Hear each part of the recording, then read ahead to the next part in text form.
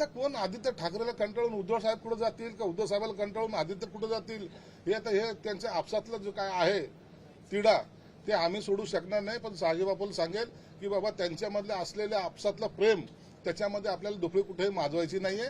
तेच स्वतः एकमेकाला जे डुबवायला तयार आहेत त्यांच्याबद्दल भाष्य करणं न करणं हेच उचित आहे. त्यांना पण आता त्या सगळ्या नावामध्ये सुद्धा चेंज वाटायला लागला. सगळीकडे संजय राऊत घेऊन जा नका तर संजय राऊतमुळे या महाराष्ट्राची वाट लागलेली. देशाची बदनामी करणारा एकमेव नेता म्हणजे तो संजय राऊत आहे. त्याच्यावर बोलणं भाष्य करू नका.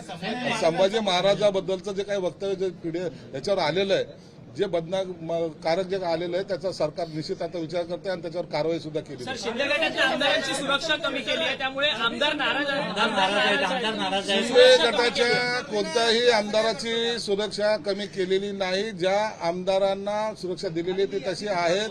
परंतु काही मोजके जे काही आमदार आहेत त्यांची सुरक्षा कमी केलेली आहे त्यांनी स्वतः म्हणून सांगितलं असेल तर. परंतु असा कोणताही विचार सरकारचा नाही.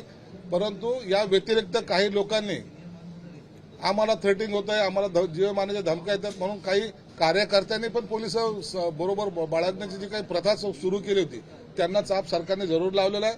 त्यांची सुरक्षा काढलेली आहे आणि ज्यांना आवश्यक असेल जे पोलिसाच्या रिपोर्टमध्ये असतील ज्या पोलिसांकडून रिकमेंड केले जातील त्यांना सर्वांना सुरक्षा दिली जाईल.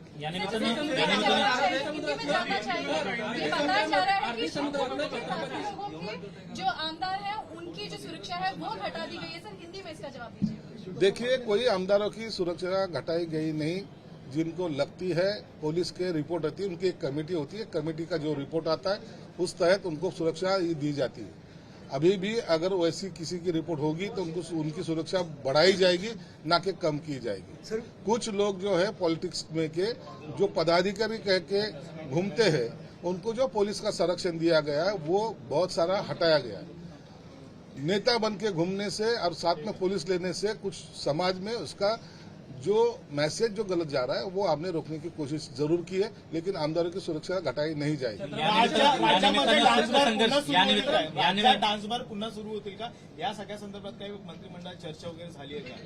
नाही डान्स बार वगैरे याची चर्चा मंत्रिमंडळात झाल्याची मला माहिती नाहीये. याबद्दल मुख्यमंत्री सांगू शकतील. परंतु मला वाटतं या महाराष्ट्र राज्यामध्ये अशा प्रकारचे बार चालू होणं हे गैर आहे आणि त्याला कोणी पाठिंबा देणार नाही.